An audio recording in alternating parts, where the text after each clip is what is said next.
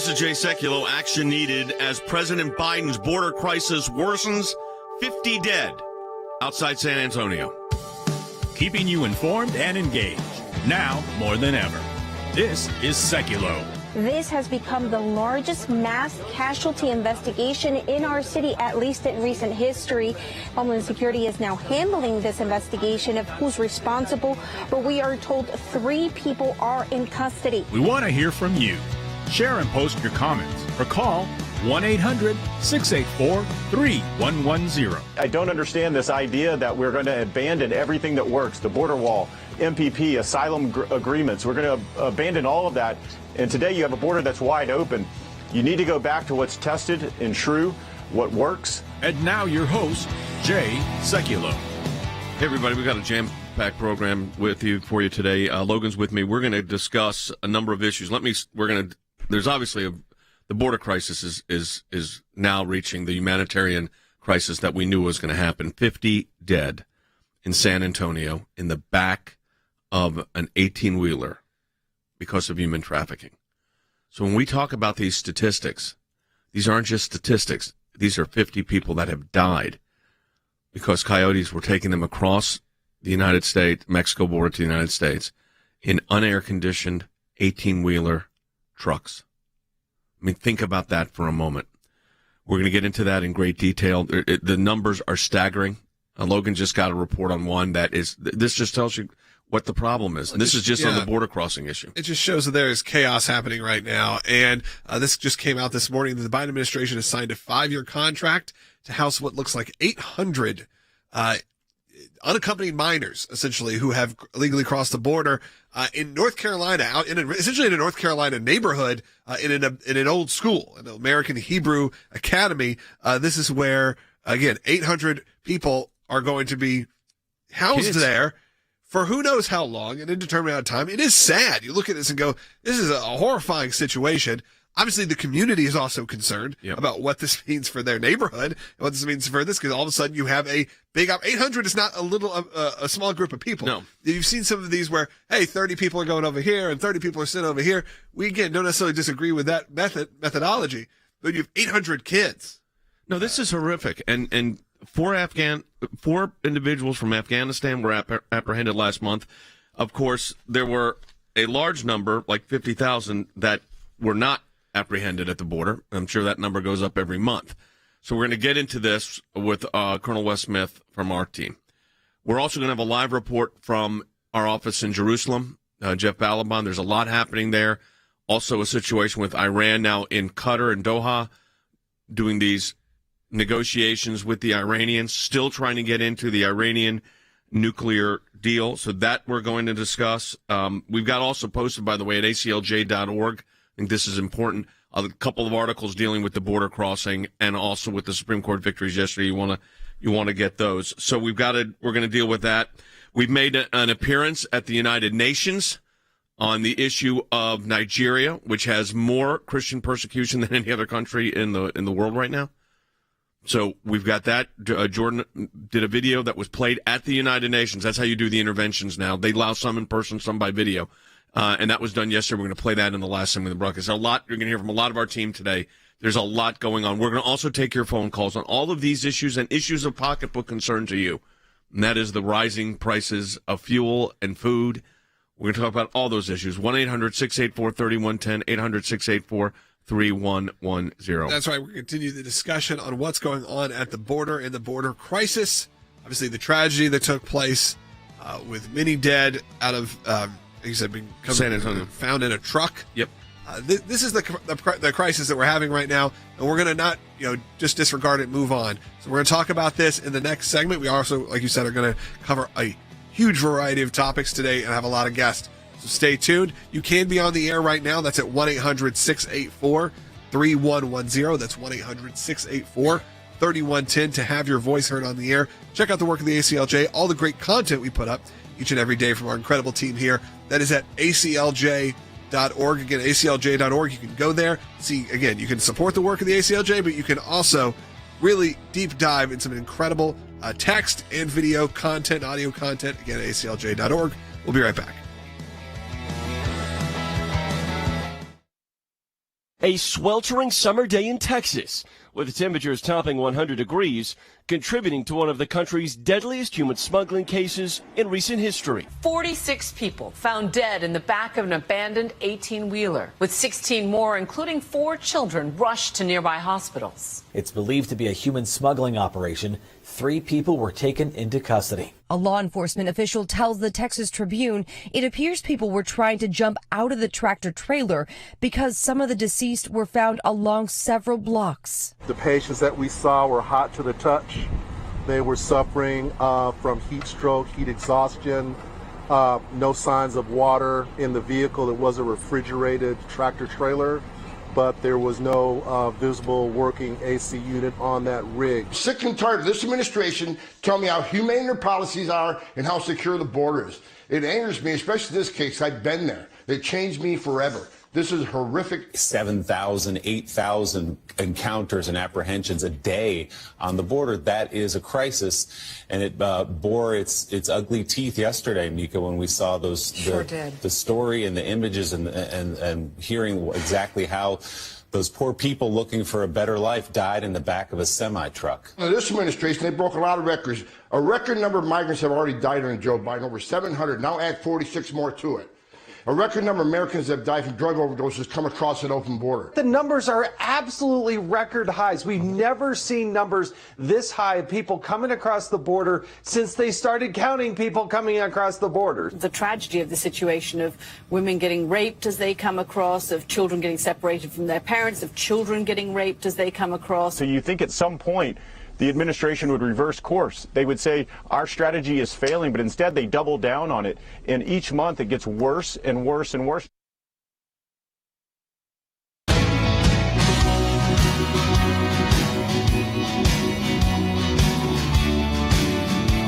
broadcast, everyone. We're taking calls at 1-800-681-30. 1-800-684-3110. I've only been saying that number for, I think, 35 years. 1-800-684-3110. Wes Smith is with us, and we got to go right to this situation. Horrible situation. 50 people are dead in the back of an 18-wheeler truck that was bringing people illegally. Coyotes are called. They're traffickers. This is human trafficking, folks, across the border, and they're dead. But the situation at the border is so bad that the president of Mexico is saying it's happening because there's trafficking people and lack of control, in this case of the Mexican-U.S. border, but also in the U.S. interior. And a lack of control at the border, the worst case of migrant deaths due to smuggling in the U.S. This is what's going on right now. Yeah, it is an abject failure of their own design. So much could be done. People are telling them, the Border Patrol is telling them things that could help this situation. They're literally refusing to do it. So what is happening, Jay, we have two factors that work here. One is inhumane. When people die like this, and then people crossing the border who are sexually trafficked, the fentanyl, the guy that was caught this week with 150,000 fentanyl pills in his car coming from Mexico. And so it's inhumane. And if we had a secure border, and by that I mean if there were a wall with orderly ports of entry, and if we returned everyone who crossed except the most obvious cases of a legitimate asylum claim, if we did those two things, a secure border and following immigration law, two things would happen. First, the drug cartels, their business would almost dry up because of the second thing. Fewer people would be trying to cross the border. There would be fewer people sexually trafficked. There would be fewer deaths. There would be fewer drugs. And then the second factor, of course, is national security. This week, 4 people from Afghanistan were caught crossing the border. In the last year, 50 people on the terrorist watch list have been caught crossing the border. We don't know how many got away. Those are the ones we apprehended. The numbers we're getting at the go-aways are like 50,000. I mean, it's a huge number. It said a high level, this Customs and Border Patrol said that they were with over 50,000 what they call gotaways in May alone. Andy, that's interesting that of course, the trafficking, you've dealt with this as a prosecutor, is a problem not just at the border. It's a problem throughout the country because they get like Logan said, there 800 kids are being moved to North Carolina legally, in that case. Reading some of these reports, because some of the numbers are fuzzy, it may be 800 employees and thousands of children. Wow. Okay. That's what some of the other, it's not necessarily clear, but I looked at one article I just read. The version of that story is thousands of kids, but they're having to staff up to even take care of them. But Andy, it's interesting. The president of Mexico said it's not just a problem once you're past the border, but also in the U.S. interior. In other words, there is such a system in place that these traffickers, human traffickers, get these people in, and then they have a whole national network to disperse them. It's affecting everywhere, and even the president of Mexico says that. Well, it's amazing to me that the president of Mexico is more knowledgeable about what is happening in the United States than the president of the United States. These coyotes who bring them in not only bring them in initially through the border, but then disperse them to cities throughout the United States. And now the United States is, as Logan pointed out, concentrating them in smaller cities around the country, 800, 1,000, whatever it is. Can you imagine the impact of the resources of those small towns and communities that they now have to face in feeding, housing, clothing, policing, supervising 1,800 people who are now just plopped into their communities? What about the school system? What about law enforcement? What about feeding them? What about housing them? This is a crisis, and it is a terrible situation that the president of Mexico recognizes, but the president of the United States apparently ignores. Let's take a phone call. Let's go to Chris in Chicago on line 1. Chris, you're on the air. Good afternoon, gentlemen. One of my fears is that...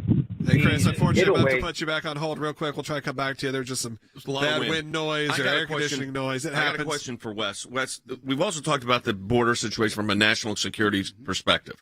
And this is a very serious national security perspective. And you told me before we went on the air that the reports this last week are that in the people crossing the border illegally were 4 individuals from Afghanistan. Yeah, absolutely. Obviously did not come into the United States legally. No, they did not. And in the past year, since President Biden has been president, in this last year of his office, 109 different countries, people from 109 different countries have been apprehended at the border. 109, and those are the ones they've apprehended. And again, we don't know about the getaways.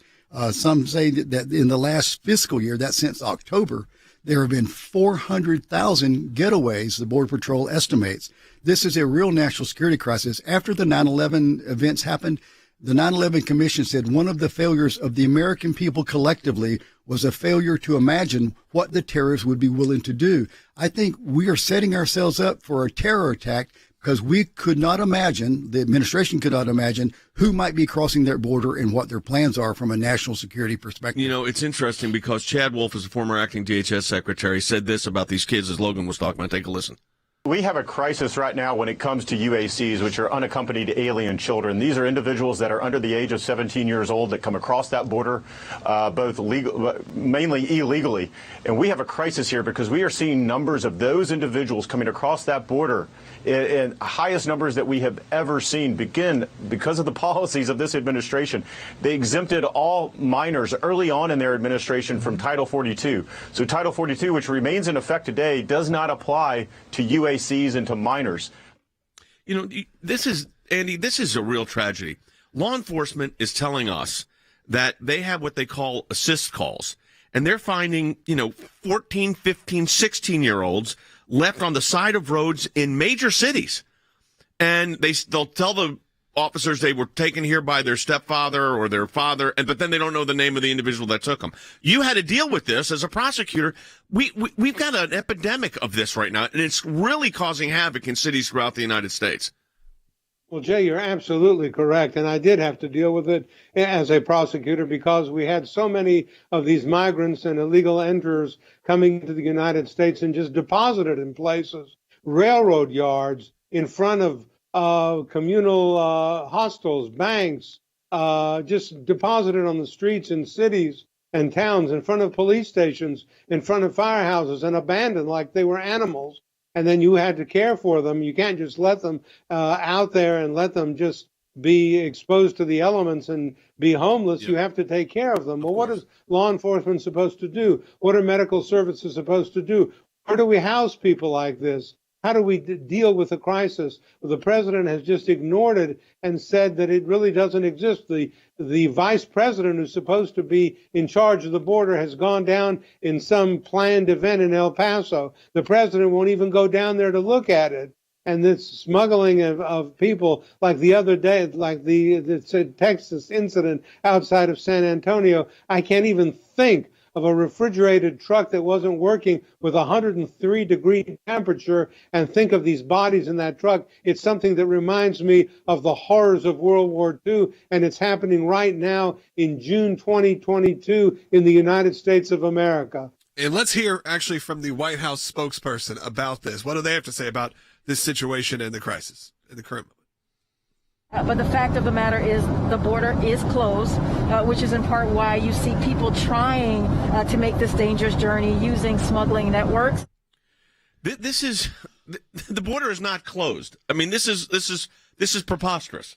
Yeah, what a break from reality. The border is obviously not closed. And you know who has operational control of the border? The cartels. Yesterday, Department of Homeland Security Secretary Mayorkas said the cartels don't care about these people. My question is, sir, do you?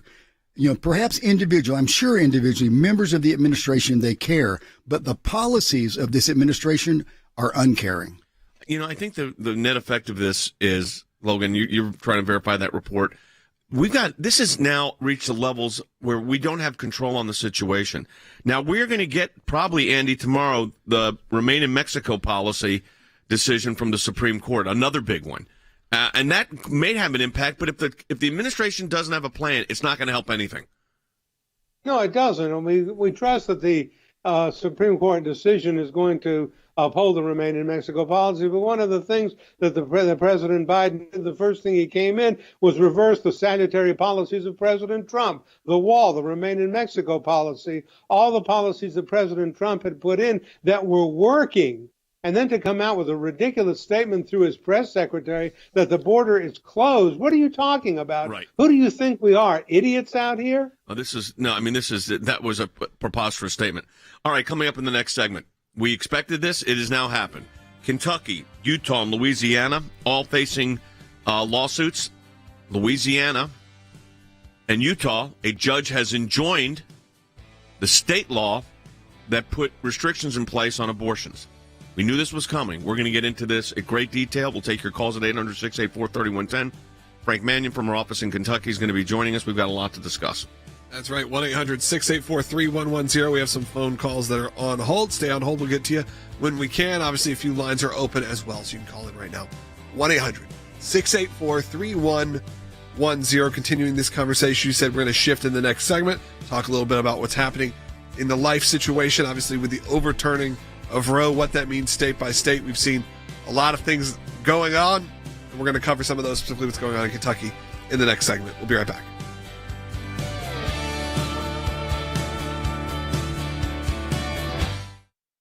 In a landmark ruling, the Supreme Court today legalized abortions. That unborn child has human rights, human dignity, human worth, a life that deserves protection. We win when we talk about the basic value of we just want to stand up for the rights of children, not only to be born, but to be able to live a healthy, productive life. The justices heard arguments yesterday over a Mississippi law that bans abortion after 15 weeks of pregnancy.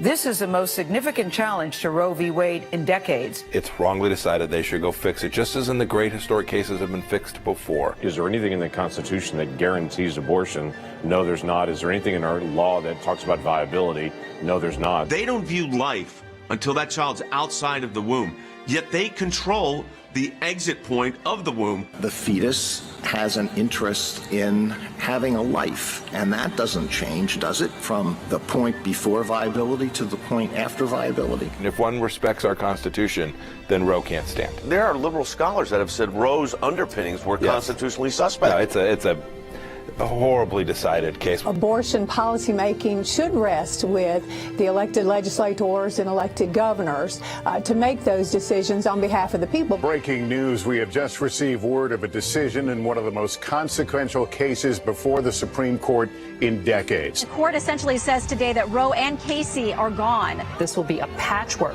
of differing laws. This kicks off an incredible legal fight, Jan. I know you've been following this in the states. There's about 10 or 11 states we're going to have to really fight for life. Yep. And there's some states where we are starting against a pro-abortion industry. We continue to press the fight, and we continue to do it the right way to actually win hearts and minds, not in a way that pushes people away, but people that can be drawn to the simple reality: shouldn't we stand up for life?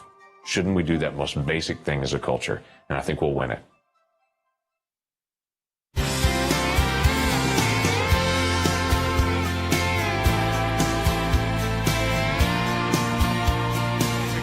calls later on, so give us a call at 1-800-684-3110. We're still talking about the border crisis, but we're going to be shifting in this segment to talk a little bit more about, obviously, a historic week for life, historic week as Roe's overturned. But now, as we expected, it's going back to the states as the Supreme Court ruled, and that is going to be 50 new battles. Literally, more than that, yeah. In states that, initially people thought, well, the states that have kind of a pro-life majority are going to be fine, and then the states that don't, you got to work in. But Frank Mannion, senior counsel for the ACLJ. Frank, you and I have been doing this work for, I don't want to date us, but let's say 40 years. So that's a good number. We were thrilled with the decision in Roe. But right there in Kentucky, where your office is, you've got a challenge there. There's been one in Utah and Louisiana. And in Utah and Louisiana, the courts have issued temporary restraining orders not allowing the pro-life legislation to go in effect even after the Supreme Court decision. Yeah, Jay, and we're not shocked by that, I guess. And I don't hold out a whole lot of hope that the court in Kentucky will do anything different than the court in Louisiana and Utah. Kentucky is generally considered a very conservative place. Supreme Court justices are elected. But in the past, and they've never confronted an abortion issue directly because it was a federal matter until Friday. So we don't really have a track record. But I have to say that, as you know, these cases are filed on the basis that the state constitution does protect the right to abortion, even if the federal doesn't after Dobbs.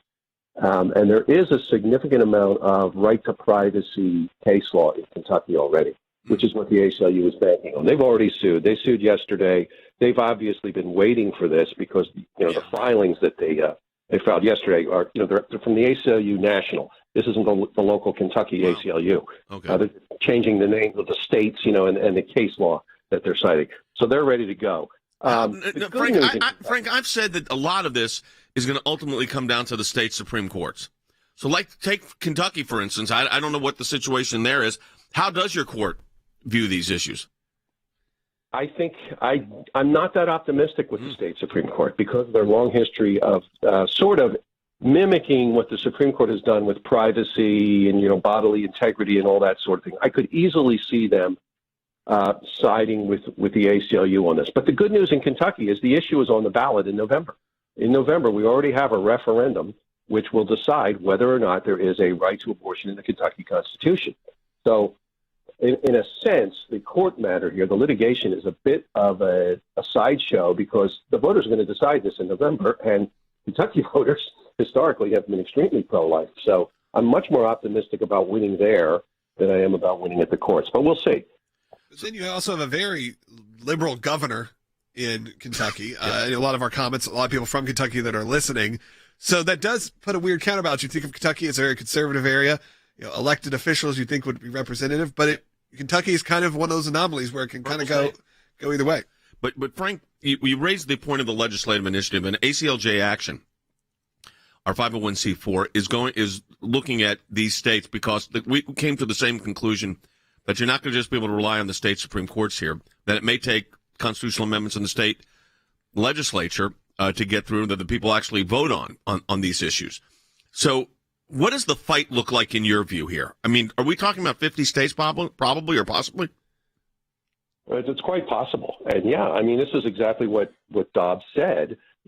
People are freaking out about it banned abortion. Well, no, it didn't. It gave it back to the people. That's what, the conservatives on the Supreme Court have been saying for decades. As you know, this is a matter that should never have become a federal judicial matter. It's a matter for the people to decide, and people in places like Kentucky, I suspect, are going to decide in a very pro-life way. Other states are going to decide differently, and, that's the way it is. I will point out that Logan makes the point that we have a liberal governor, but we have a very conservative attorney general who's completely at odds with the governor. So he is vigorously defending this particular law. Daniel Cameron. He also happens to be running for governor. So, we've already reached out to his office and told him, contact us if you want amicus support, anything else we can do. But I am very confident that this law is going to get a top-notch legal defense from the Attorney General's office.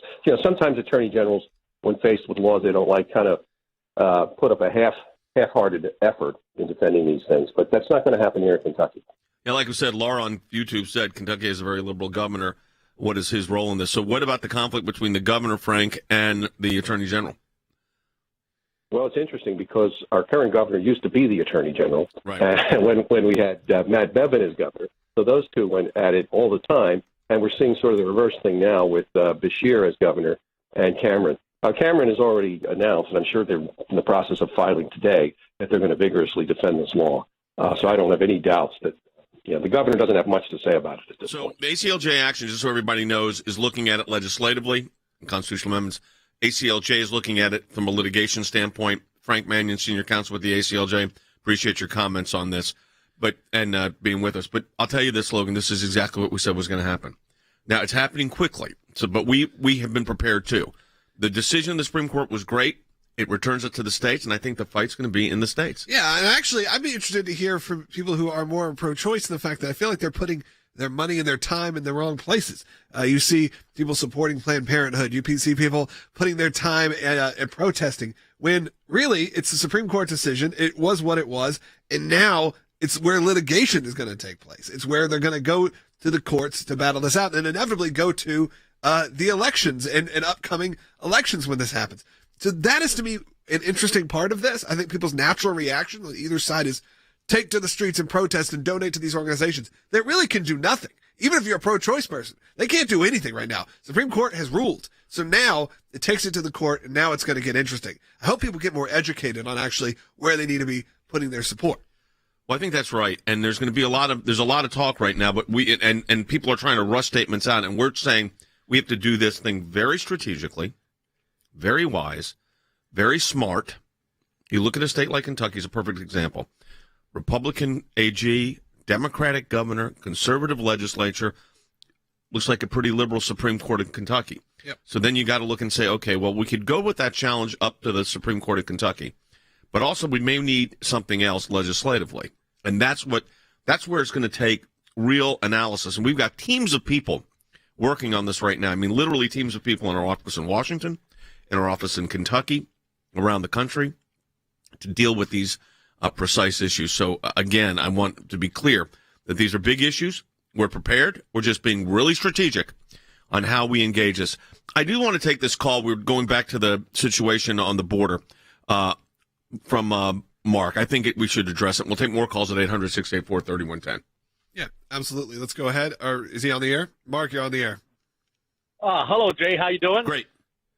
Long-time listener, first-time caller. I was just curious, like Texas, New Mexico, Arizona, California, why couldn't these governors deploy their National Guards to shut the border down? Because there's been a conflict between the states calling up the National Guard, the governors, and the federal government nationalizing the National Guard, so to speak. So this has been an ongoing battle. And what we're really hurting on the border, whether it's the 800 or so kids that have been sent to unaccompanied minors sent to North Carolina. In a residential area by a Target. I mean, this is like a disaster waiting to happen. Yeah. Or the 50 people that lost their lives. When you have bad policies, you get really bad results. So again, we could have a stay in Mexico policy, that we could have Title 42, the adjudications, and release them out. But this administration doesn't want. They are ignoring the threat on the border. Maybe now with the death, unfortunately, of these 50 people. These are human beings, lost their lives, trying to get to the United States. This is an administration that's so out of touch. Let's see if they respond to it. We'll be back with more, another half hour of the broadcast in just a moment.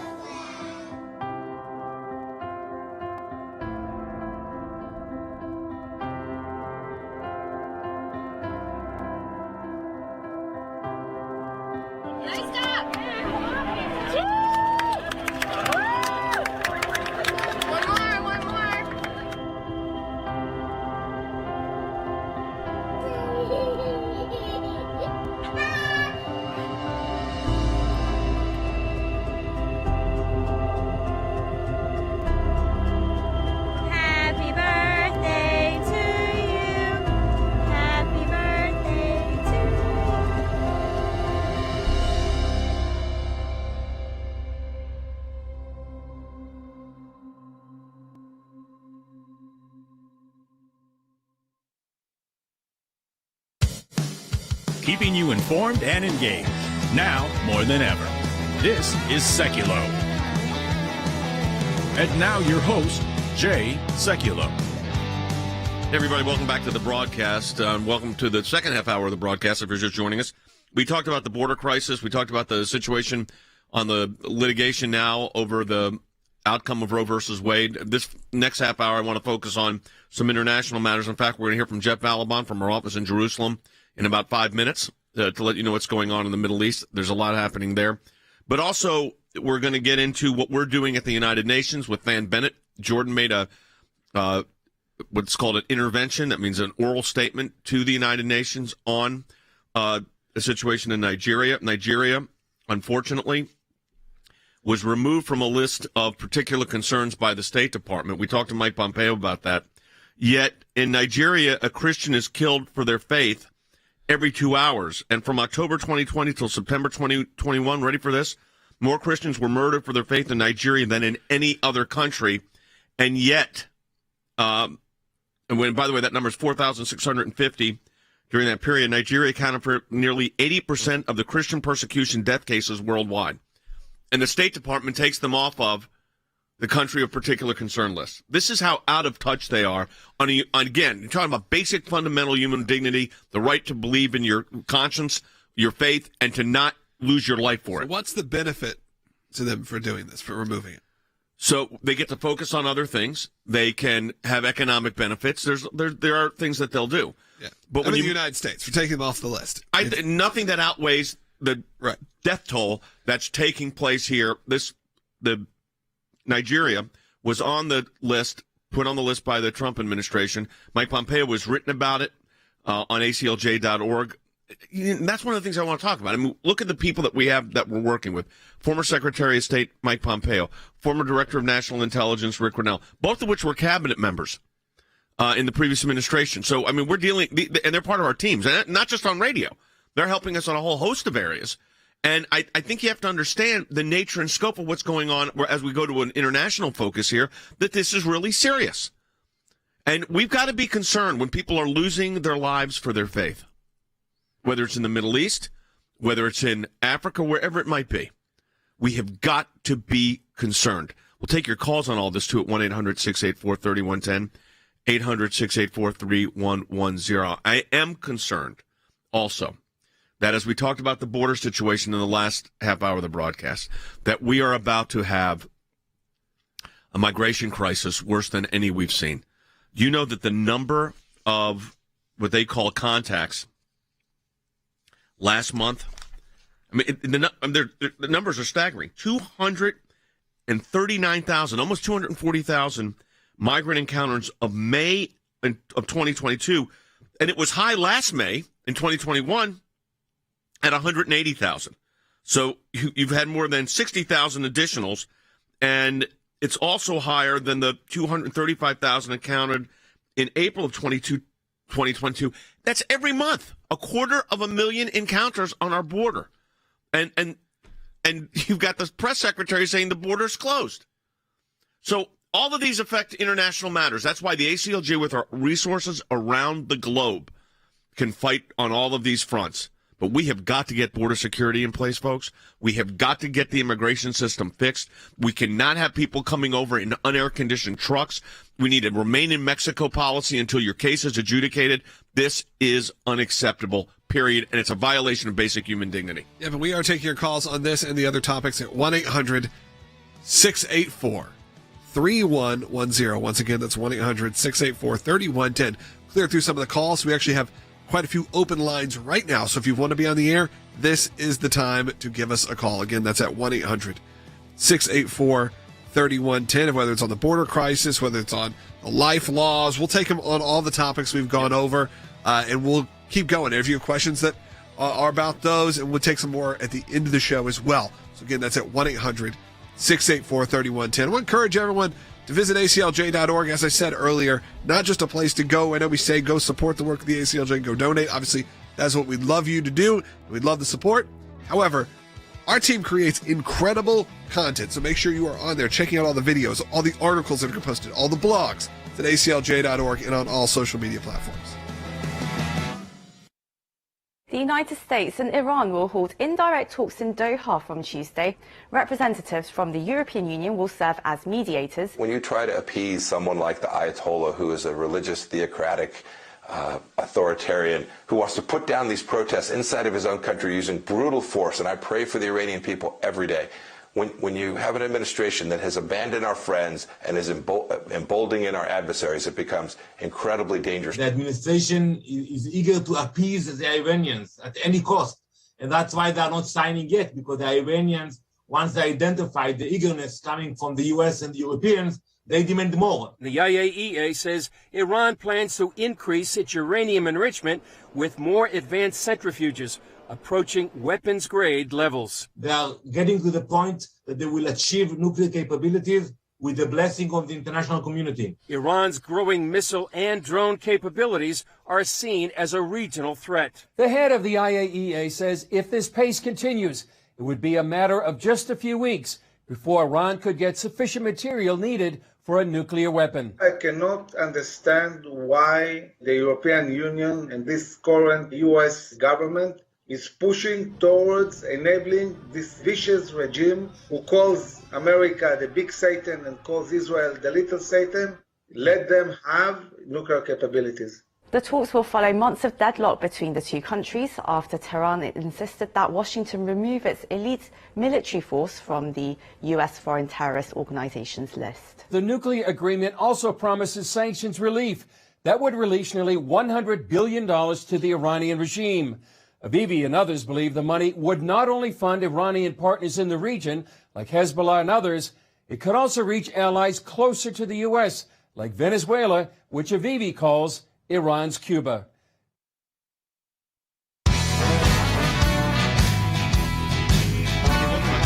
Everyone taking your calls at 800-684-3110.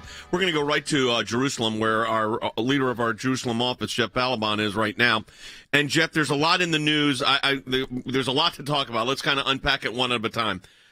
We just had a report for those that were watching on our social media platforms about what is going on with Iran and their nuclear capabilities, and this big concern that they have advanced significantly. Yet at the same time, we're finding out that the United States is in these sort of talks with the Iranians in Doha, Qatar, about still trying to get into this Iranian nuclear deal. What are you hearing on the ground now that you're in Jerusalem? People are absolutely stymied. They're trying to figure out, and they're asking me as an American, what on earth this administration can be thinking. You know, if you want to destabilize the Middle East, destroy all of America's interests, side with brutal dictators over their people, encourage massive global terror, and ultimately give nuclear weapons to the enemies who declare that America is the great state and Israel is the small state. This is exactly what you would do. So why are they doing it? And that's what people are asking. They're asking me for the answers. They don't see the answers. Yeah, so here's the question, though. Of course, the United States is not doing these directly, right, Jeff? I mean, this is the subterfuge of all of this. They're doing this through, what do they call it? Intermediaries, third-party governments. But why would you put? I mean, it makes no sense to me with all the progress that was made in the Middle East with the Abraham Accords and so many other issues. You and I were there for the embassy move from Tel Aviv to Jerusalem. These were historic moments, and the Middle East did not explode. In fact, to the contrary, things got much better and much more stable. But now you give Iran this kind of rope, and then you have Saudi Arabia, who now has relations with Israel, Jordan, Egypt, UAE, a lot of the other Gulf states are saying Iran with the nuclear weapon will wreak havoc in the region and will be deadly, literally, and they are the largest state sponsor of terror. Look, okay, I don't want to play amateur psychologist here, but all I can think of is, and this is what I'm telling people who ask, is this is consistent, not with America's interests, but with the left's utopian vision of themselves as masters of the universe.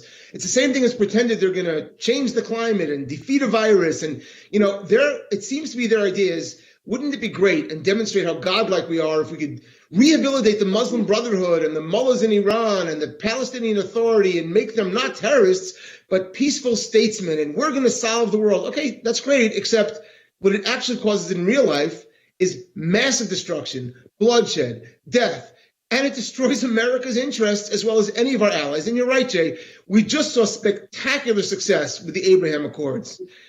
And yet they seem to want to walk exactly in the opposite direction. So you got this shift going on. You had the previous talks with the Iranians were mostly done by the Europeans and Russia as an intermediary. Go figure that one out. And now, and those were in Vienna. Now they're using Qatar as the intermediary. How dangerous do you think this is, Jeff? I think it's on a road to disaster. Exceptionally dangerous. Look, and I said this the last go around when the Obama-Biden administration was moving in this direction. You know, forget about the nuclear warheads for a second. The fact that Iran already has intercontinental ballistic missiles, ICBM, they don't need them to reach Israel. They can use them to reach Chicago. And we need to recognize that Iran openly states its desire for our destruction all the time. And we have more and more evidence, thanks to Israel, by the way, thanks to Israel and their missions, their dangerous missions to reveal what Iran actually, how they've been cheating, et cetera. We have evidence of how much they've been lying and cheating throughout. So why do we want to go back in there again? Yes, Jay, it is dangerous. And besides the ultimate danger for us in America, of course, this means massive increase of funding of terror and destabilization, especially in the Middle East, but often around the world. All right, so I want to go to the domestic situation politically in Israel, because obviously big news last week with the government falling, so to speak. What is the latest development there? Maybe we need to actually explain to people how the government works I think in that's Israel, a really good idea, I think Logan. that we hear the headlines, and look, sometimes I'm confused. So Right. maybe we need to break it down a little bit because we're so used to American politics. Yeah, it's not a constitutional republic in Israel, Jeff. So I think Logan actually is right. Let's start from the beginning here Yeah. and describe We got this 6 minutes. It's more like the British system, this coalition government. How does it work? So here, you don't vote for like the two major parties, and you don't have direct elections for a party. There are numerous parties, and people vote for numerous parties. And then the parties have to see, based on how many mandates or seats they have to be in the Knesset, in the parliament, try to group together to get a majority of 61. Okay? And that's where the fun begins, because the coalition building becomes a lot of horse trading. For me, it always resembled the most in American politics what the Appropriations Committee looks like, where the Democrat-Republican matters a lot less than deal-making. And so it's the ultimate deal-making.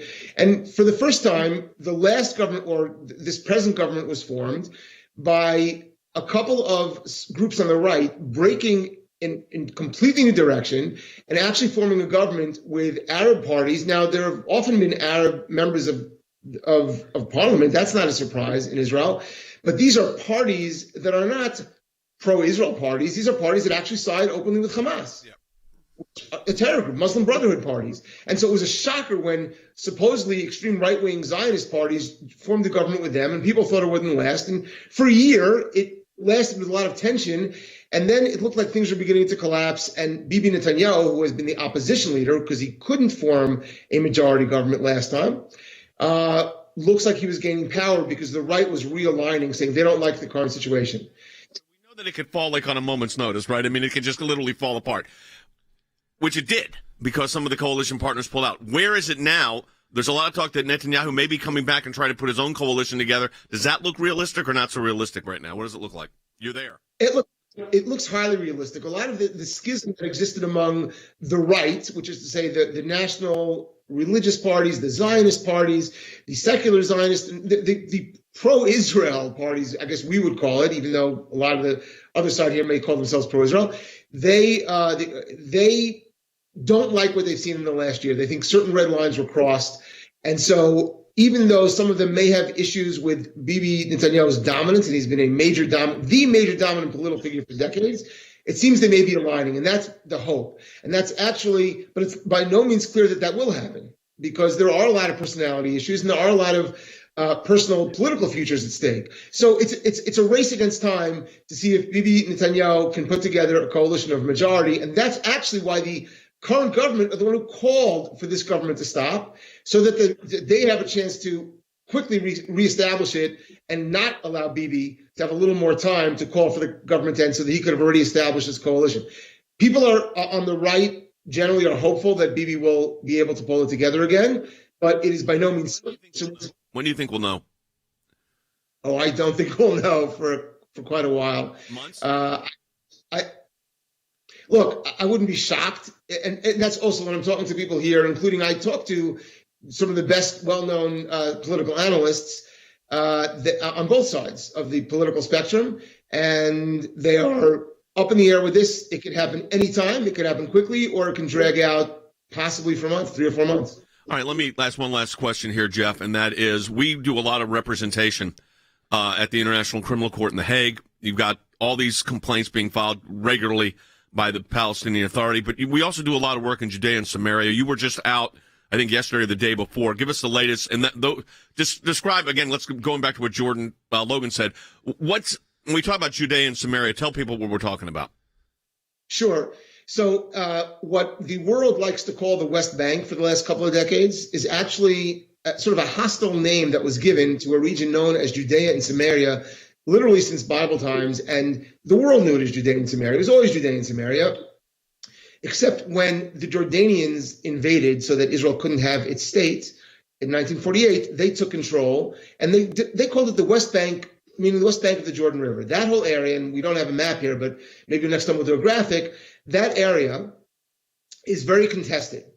But it is, in fact, very much the indigenous homeland of the Jewish people. It is very much, the Bible talks about, all the places in the Bible are there.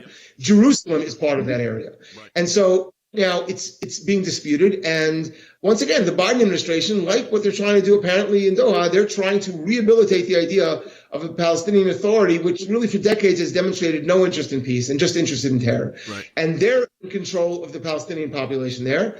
And the Israelis are controlling the general security borders there. And there obviously are Jewish communities there and Arab communities there. And they're much less integrated than they are in the main part of Israel. And so yesterday I spent the day in Judea. Tomorrow, actually, we haven't talked about it.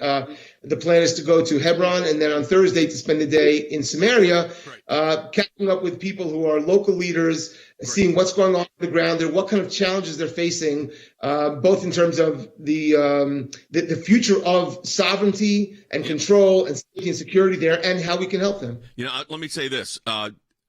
It's not many groups have an office operating in Jerusalem and have a senior lawyer like Jeff Balaban running that operation, so that we're involved in all of the, not just the political issues, the legal issues, the sovereignty issues for the Jewish state.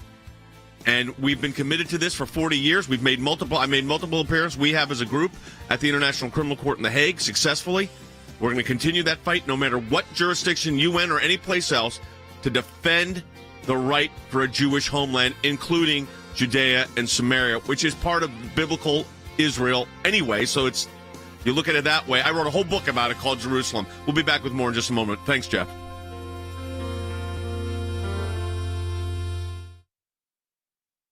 Thank you. I recognize the European Centre for Law and Justice. Thank you, Mr. President. Nigeria has the third highest number of internally displaced persons in Africa. Such displacement is caused by the violence perpetrated by terrorist organizations like Boko Haram and Fulani militants. These groups operate with impunity, murder Christians because of their faith, burn down their homes, and kidnap their children from schools. In Nigeria, a Christian is killed for his or her faith every 2 hours. In fact, more Christians were murdered for their faith in Nigeria than in any other country. Boko Haram and the Fulani militants have already carried out numerous attacks against Christians, causing further displacement of innocent citizens. Most recently, on June 5th, over 50 Christians were massacred while attending a Pentecost service at a Catholic church. In May, ISIS extremists ruthlessly executed 20 Christians to avenge the death of ISIS leaders in the Middle East. Also in May, the Fulani militants killed 8 Christians, including 2 children, looted valuables, and destroyed Christian homes. Hundreds of residents fled the area. As if the initial violence was not sufficient, Boko Haram placed a bomb in a camp for the internally displaced. Fortunately, a bomb squad was able to defuse it. The ACLJ asked the council to hold Nigeria to their international commitments and stop this bloodshed, protect innocent human lives, and punish the perpetrators. We take every opportunity we can at the UN to point out human rights atrocities. and we do that in the Human Rights Council's general sessions, and we do that at the working group on your universal periodic reviews. You have to bring this up constantly. You have to, it's not friendly territory at the UN, but you have to be there. It's the ministry of presence.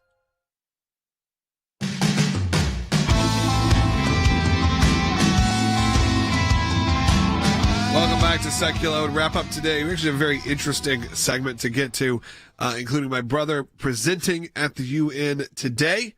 Maybe, Dad, you can give a little brief understanding of what that is. And also, Than Bennett's joining us from Washington, D.C. So Than is our Director of Government Affairs and our UN representative.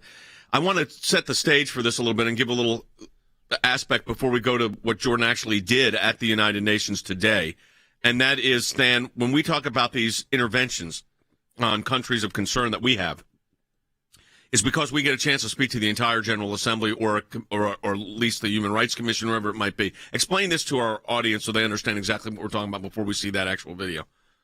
Yeah, Jay, I actually think this is one of the most important components of our international work, and it's important because we're one of the lone voices that is actually going to represent an ideology of freedom, an ideology of democracy, and actually just independence. Jay, this is why we work so hard through our European Center for Law and Justice to get consultative status so that when the United Nations would meet, whether it's the General Assembly in New York or today, like you're going to hear from Jordan, at the Human Rights Council, they're holding their 50th session in Geneva. Jay, inside those rooms, if we weren't present, a lot of times the atrocities that you're going to hear Jordan talking about in just a minute, they wouldn't even be mentioned in these councils, even though they are allegedly meeting to address human rights abuses. So we got that consultative status, especially for times like with this, when the U.S. administration, Jay, is not going to be very forceful in showing up and pressing the case for persecuted Christians around the world. That's what we do. And even during a time of COVID, where even now some of these presentations are done virtually, our status, Jay, gives us the opportunity to be inside that chamber in Geneva and pressing the case for those who are persecuted. And this particular intervention is about Nigeria, which was listed as previously as a country of particular concern to the United States. We sent a letter on June 8th to Secretary of State Antony Blinken expressing concern and outrage, frankly, over the lack of understanding this difficult situation that Christians are having in Nigeria. And, in fact, that the delisting of Nigeria as a country of particular concern. We actually went directly to the State Department on this. This was an inexcusable decision by the Biden administration, Jay, and this actually gives us a glimpse of how we're going to address the issue in Geneva. We're also going to address it domestically. I heard Logan ask you in a segment before, why in the world would the U.S. have removed Nigeria from this country of particular concern list? Jay, I really think there are two reasons for it. Number one is maybe more broad. It's because it supports their policy of appeasement. They just want to sort of let everybody get away with things around the world. But, Jay, here's the second thing, and people just need to hear this truth. They did this, Jay, right before President Biden made his trip over to Nigeria. So he was sort of greasing the skids for his trip. So we're going to show up today. Jordan already did. You're going to hear this audio in just a minute and tell the truth when the Biden administration specifically did not. All right.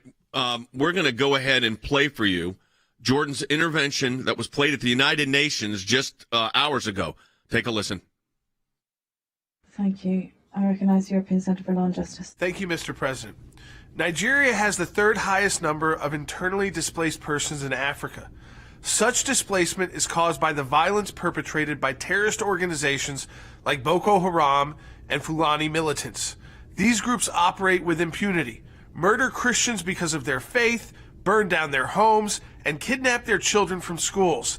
In Nigeria, a Christian is killed for his or her faith every 2 hours. In fact, more Christians were murdered for their faith in Nigeria than in any other country. Boko Haram and the Fulani militants have already carried out numerous attacks against Christians, causing further displacement of innocent citizens. Most recently, on June 5th, over 50 Christians were massacred while attending a Pentecost service at a Catholic church. In May, ISIS extremists ruthlessly executed 20 Christians to avenge the death of ISIS leaders in the Middle East. Also in May, the Fulani militants killed 8 Christians, including 2 children, looted valuables, and destroyed Christian homes. Hundreds of residents fled the area. As if the initial violence was not sufficient, Boko Haram placed a bomb in a camp for the internally displaced. Fortunately, a bomb squad was able to defuse it. The ACLJ asked the council to hold Nigeria to their international commitments and stop this bloodshed, protect innocent human lives, and punish the perpetrators. Well, there you have it. So, Fan, when Jordan does those, or you do those, or Cece, or some of our international team, who are we talking to? I mean, this is what people need to understand. We just had a report from our office in Jerusalem. Now we're talking about work at the United Nations. Who are we talking to here? Well, today you're talking to every member of the Human Rights Council, which essentially is every country of the world. Now, there's going to be times where maybe a country or two cycles off for various reasons. In fact, you remember the United States left the Human Rights Council under President Donald Trump for a brief period of time. But essentially, depending on the venue, Jay, you are addressing the entire world. And I actually think it's against the backdrop of this administration that makes it so important, because typically it would be the U.S. government that would be making this case, Jay, standing up for those who are being persecuted around the world. You're not going to hear that from this administration. That's why we stay there during these times to do it. And, Jay, you know, Nigeria is in the news, so this is particularly important, the intervention that Jordan did today. But this is just the latest in a long string of these that we've done. Earlier this session, Christoph Fulzenlogel from our Strasbourg office delivered one on Myanmar. In just a few weeks, Jay, we're delivering 14 universal periodic reviews for countries all over the world that have similar abuses. So, look, it's just another opportunity. You called it the Ministry of Presence, Jay. It's literally Ministry of Presence around the globe. You know, we're playing this today. We've covered a lot of topics because of it's just kind of the breadth and scope of the American Center for Law and Justice and the outreach that we have around the globe. Then I want to go to domestic politics for a moment here as we close the broadcast out. What is your sense of what, and we got this disaster on the border, a horrible humanitarian crisis, 50 people dying in an unair-conditioned 18-wheeler truck crossing the border illegally, coyotes, human traffickers.